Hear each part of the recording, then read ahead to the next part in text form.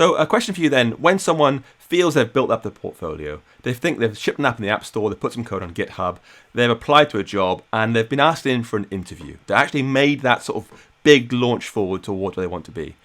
What kind of tips do you have for folks who are going to be interviewed to really shine as best as they can? So number one, I think, is practice. Like doing well in an interview is a skill in of its own. And it's kind of ironic because it's not necessarily the same set of skills that you need to be a good engineer or a good developer, which is kind of funny, right? So you basically need to learn a different set of skills in order to be able to do the job that you have the skills to do, it's very, very interesting. So like everything, it all comes down to practice, I think, and how used are you to be in this environment. And I think for anyone who's starting, who's fresh out of school or fresh out of any kind of other way of learning, who's going to apply for the first job, like when you go to your first interview, I can tell you that's probably not going to go very well unless you're incredibly lucky. Because you're not used to it. You're not used to talking about yourself like that. You're not used to promoting yourself and saying what you're good at or saying what you're not good at or where you're going to be in 5 years. Who knows, right? Especially if you're younger.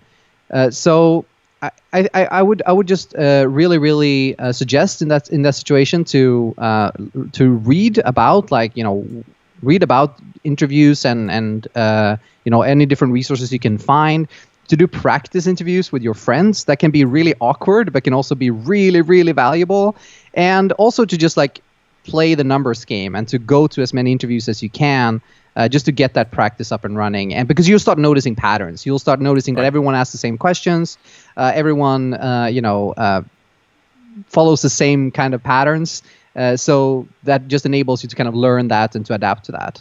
But in general, I would say it all comes down to, at least for me, and I think this can be different in different countries and different cultures as well, but in my experience, at least for me, it's been very much about being able to promote yourself and basically convince them that you're the right person for the job, while also making sure that you come across as humble, you come across as empathetic, as a nice person.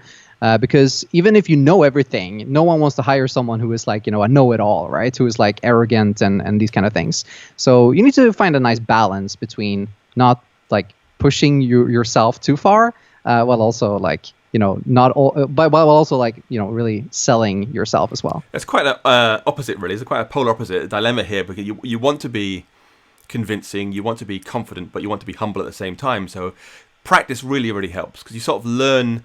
I said this thing, it didn't go down very well. It didn't feel right while I was saying it. You sort of hone your lines a bit. You figure out the bits that you can say confidently, you do feel good about saying, and then use those more and more over time.